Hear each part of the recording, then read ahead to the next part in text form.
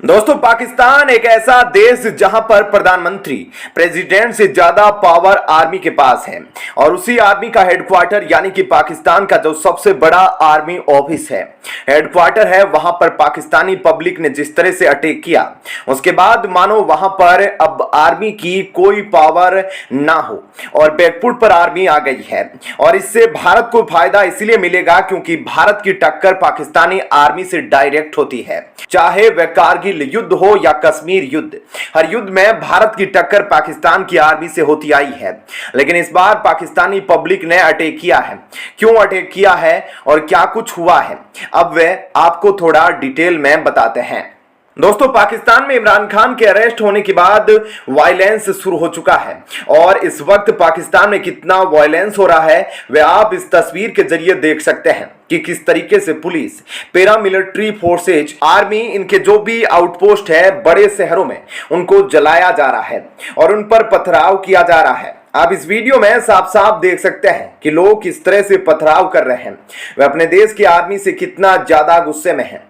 जैसा कि तस्वीरों में आपको दिख रहा है, यह पाकिस्तान में बना मेमोरियल है जो उन आर्मी के लोगों के लिए बनाया गया है जो अपने देश के लिए शहीद हुए हैं।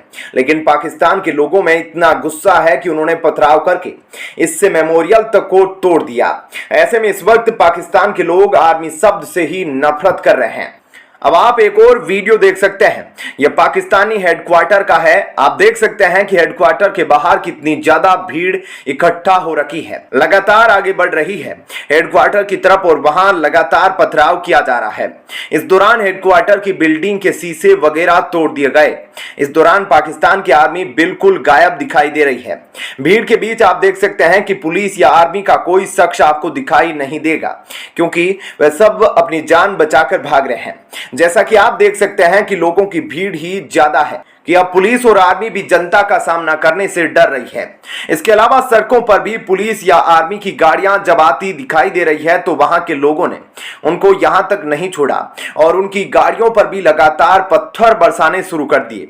पाकिस्तान की जनता का गुस्सा सिर्फ यहीं पर नहीं रुका, बल्कि उन्होंने पाकिस्तानी एयरफोर्स बिल्डिंग के बाहर भी काफी हंगामा किया और इस दौरान जनता ने वहां बने डमी विमान को भी आग के हवाले कर दिया।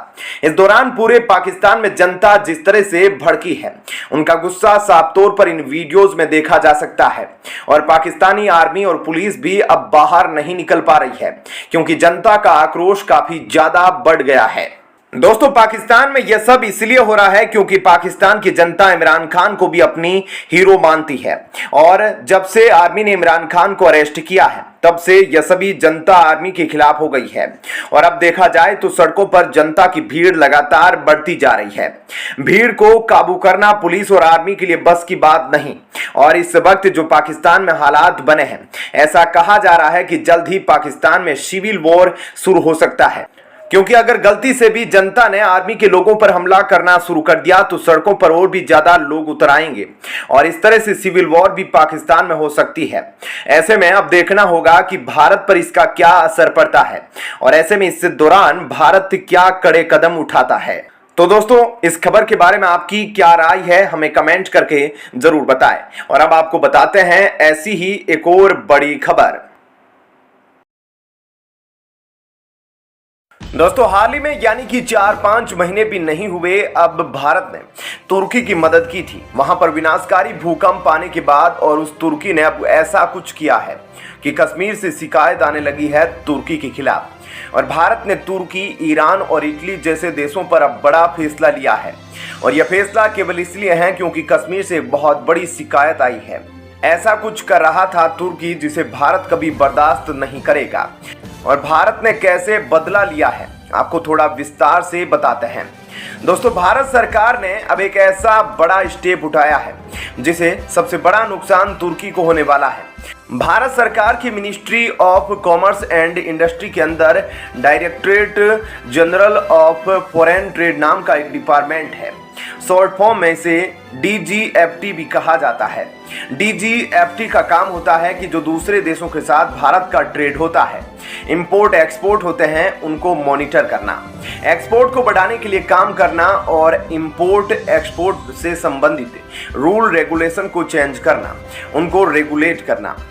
Directorate general of foreign trade का हेडक्वार्टर राजधानी नई दिल्ली में है, लेकिन इसके भारत के अंदर कई सारे स्टेट्स में टोटल 25 रीजनल ऑफिस है, जहां से ये ट्रेडर्स और एक्सपोर्टर्स के कॉन्ट्रैक्ट में रहते हैं और इनको इंटरनेशनल ट्रेड से रिलेटेड सभी रूल्स और रेगुलेशन के बारे में बताते हैं।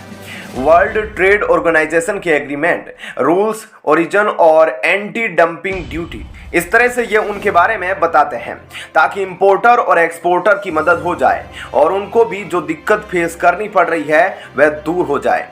अब हुआ यह कि तुर्की, ईरान, इटली, चिली, भूटान सब देशों के खिलाफ कई सारी कंप्लेंट्स आ रही थी। यह देश भारत के अंदर बेहद सस्ते प्राइस में अपने एप्पल्स डंप करते जा रहे हैं और इंडियन मार्केट में इन सब देशों से आने वाले एप्पल्स की वॉल्यूम हर साल लगातार बढ़ती जा रही है, लेकिन प्राइस उतने ही कम हो रहे हैं। ऐसे में कश्मीर के एप्पल ट्रेडर्स को इससे बहुत ज़्यादा नुकसान हो रहा था। इसके बाद कश्मीर के एप्पल ट्रेडर्स तुर्की और ईरान के खिलाफ कंप्लेंट करने directorate general of foreign trade के पास पहुंच गए। इन सभी इंपोर्ट के ऊपर नजर डालने के बाद इन्वेस्टिगेशन में पता चला कि कश्मीर के जो डोमेस्टिक एप्पल ट्रेडर्स हैं जो कंप्लेंट कर रहे थे वे एकदम जायज थे और सच में यह देश भारत के अंदर बेहद सस्ते दामों में अपने एप्पल डंप कर रहे थे। इसके बाद भारत के directorate general of foreign trade ने एप्पल इंपोर्ट के ऊपर रेस्ट्रिक्शन लगाने का फैसला किया है। दरअसल directorate general of foreign trade ने एप्पल इंपोर्ट पॉलिसी में बदलाव करते हुए ये घोषणा की है कि विदेशों से इंपोर्ट होने वाले एप्पल का CIF प्राइस अगर 50 पर केजी से कम है तो उसे भारत की मार्केट में एंट्री मिलेगी नहीं और उनको इंपोर्ट भी नहीं किया जा सकता है। CIF प्राइस होता है किसी भी चीज को विदेश से इंपोर्ट करने का टोटल प्राइस, जिसमें उस आइटम की कॉस्ट, आइटम की इंश्योरेंस कॉस्ट और उसके बाद फ्लाइट कॉस्ट यानी कि उनको ट्रांसपोर्ट करने की शिपमेंट कॉस्ट, ये तीनों कॉस्ट जोड़ी जाती है। अगर इन तीनों की कॉस्ट मिलाकर 50 पर केजी के ऊपर है तो इन एप्पल की शिपमेंट को पोर्ट से क्लियरेंस मिलेंगी।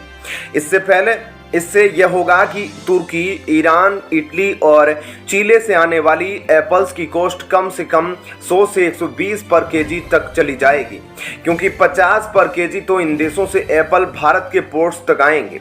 उसके बाद इंडियन मार्केट में आते ही इनका प्राइस डबल से भी ज़्यादा हो जाएगा। ऐसे में जायज़ है कि जब कश्मीर के एप्पल ज़्यादा सस्ते दामों में मिलेंगे तो इन देशों से एप्पल इंपोर्ट अपने आप ही रुक जाएगा। Directorate general of foreign trade ने अभी भूटान के ऊपर इस फैसले को लागू नहीं किया है, क्योंकि भूटान को भारत की तरफ से थोड़ी सपोर्ट और मदद मिलती है, इसलिए भूटान को छोड़कर बाकी सभी देशों के ऊपर इस फैसले को लागू कर दिया गया है। ऐसे में माना जा रहा है कि भारत के इस फैसले से सबसे बड़ा नुकसान तुर्की और ईरान को होने वाला है। तो दोस्तों, ऐसे में इस खबर के बारे में आपकी क्या राय है, हमें कमेंट करके जरूर बताएं।